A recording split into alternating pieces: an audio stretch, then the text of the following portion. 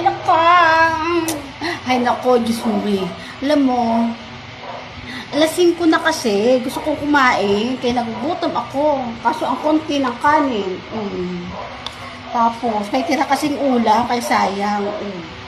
Diba? Mabibitin ako. Mabibitin ako kumain. Kaya, ang ending, nagsaing na lang muna ako. Kaya at least makakain hanggang hapunan na yun, dahil hanggang hapunan. Kaya bahala na si kapatid mag-ano. Bahala na si kapatid kumain mamaya. Yun lang. Napachika talaga ako. Bigla ako napachika. Kasi, di ko talaga alam kung anong gagawin ko. Ewan ko ba, ano kaya sa iyo ba? Ano bang ginagawa mo sa gantong oras? Nakakaloka? Nakakaloka kasi pag nasa bahay, nakatambay. Ikaw kaya, ano kaya ginagawa mo ngayong hapon, no? Kaya yan, Smiday, natatawa ako sa sarili ko, sobrang puti ng mukha ko. Di ba? Samantalang natin, namumroblema ako kasi ang dami kong pekas-pekas. Hindi, may ginagawa kasi ako sa mukha ko para maalis yung pekas, di pungal. Kung akala mo wala akong pekas, napakadami kong pekas. Pinuputian ko muna para kunwari maganda, di po. Minsan lang maging maganda eh. So yun nga, may napachika lang ako. Kasi sa dami ko nakikita sa paligid, parang halos iisa lang ang mga pinagchichismisan, mga sinasabi. Sa bawat nakikita kong pa-ikot-ikot, alam mo kung bakit? Siguro nakikita mo rin yung mga ganyan na babasa. Yung tipong parang napapagod ba ako, napapagod na ako, hindi ko na kaya, bibitaw na ako, ayoko na, pagod na, pero wala pa rin. Wala lang, nakita ko lang, kasi sa mga nakikita ko kasi, parang ang tingin ko, papagod na. Napapagod na, parang nagsasawa na. Hindi ko alam bakit. Pero hindi naman sa buhay nila. Oo, hindi naman sa buhay. Kumbaga ang inaano nila, hindi naman yung buhay nila ang napapagod. Hindi nagkakaproblema, ganyan. Ewan ko ba, ba't ba sila nagkakaroon ng problema sa mga ano? Wala lang, napachika lang ako kasi hindi naman ako nagsasabi ba ako dati ng mga papagod na ako na nalilito na ako, gusto ko nang bumitaw. Parang kasi sa akin ang ano ko naman nun, ang rason ko dati, ang buhay. Oo, dahil yung bibitaw na, pagod na ako, ayoko na, sa sobrang pagod ko na, at hindi naman ako nakukuha. Ewan ko kayo kinukuha, di pungal. Kaya, ewan ko ba, bakit ang mga nakikita ko parang problemado sa ano? Kasi para sa akin, kung ang pera, ang problema, siguro naman, may mga kagaya nito, may problema ako. Madaling rason. Yung sinaing, kay naapaw-apaw, diba? Ayun ang rason. Once na may problema, may rason. Basta ang mahalaga, may makakain. Bismiday. Wala lang, mapa-chika lang ako kasi ang dami ko nakikita. Kasi, pero talaga, kailangan natin.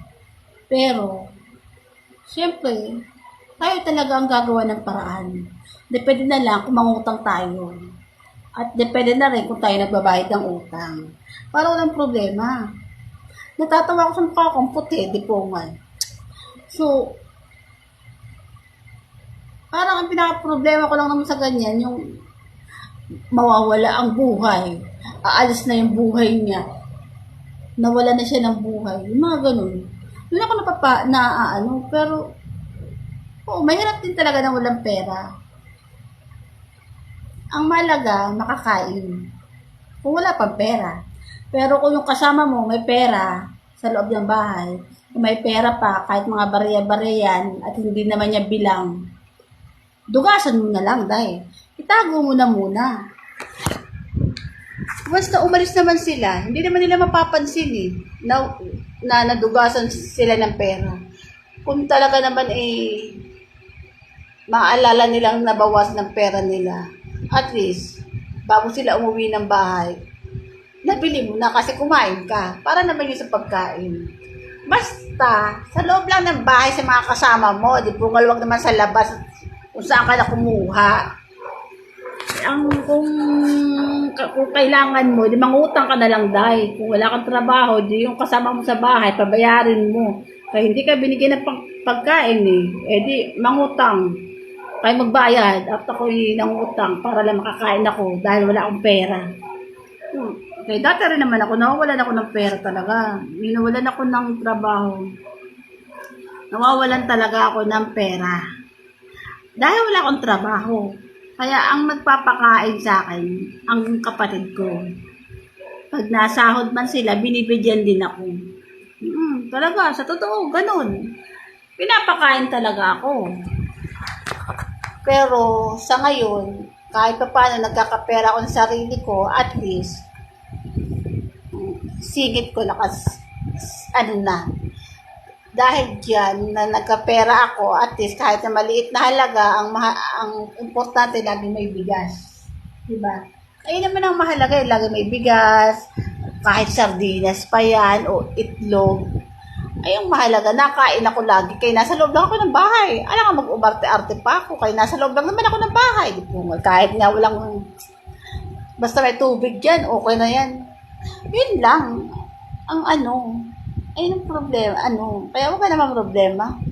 Ha? Maging masaya na lang tayo, ang mahalaga yan, buhay pa tayo. Total, magsa-cellphone naman tayo lagi, mag-enjoy na lang tayo, kaya wala naman tayo pakasaya na lang tayo pakasaya. Kasi, wala lang, masaya lang, diba? Dahil dyan, natapos ang problema ng sinain ko. Kasi, nabangon-bangon siya kahit pa paano. Diba? Dahil malapit na siyang kumain, dahil maluluto na siya, kakain na muna ako, di pongal. Kaya hindi ako nakapag-merienda dahil wala akong pera. Pues, yung mga tira-tirang ulam, at bahaw, ay kainin na. Ang importante, nakakakain ka bago ka matulog ngayong gabi. Di ba? Tama ba? Kaya wag lang umarte. Wala lang. Pero kung mapera naman talaga sila, wala tayong magagawa. Para yun sa kanila, yun ay blessing. Para sa akin, blessing na yan. Mahalaga, mabubusog ako. Okay? May na nga sa inyo, tayo ready na kakain na ako kayo makalamon na ako dahil inom pa ako ng gamot. Okay? Salamat na nga sa inyo mga kachurba, sa mga chismosa dyan. Bye!